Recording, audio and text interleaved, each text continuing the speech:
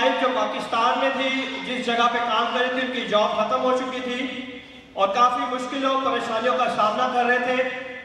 और जब खुदावंद के घर में आए और इनकी वाइफ ने इंटरव्यू के लिए जाना था तो उन्होंने कहा कि आप जाओ इंटरव्यू के लिए, मैं खुदावंद के घर जा रहा हूँ और वहाँ पे आपके लिए दुआ कराएंगे और खुदावंद आपको कामयाबी बख्शेगा।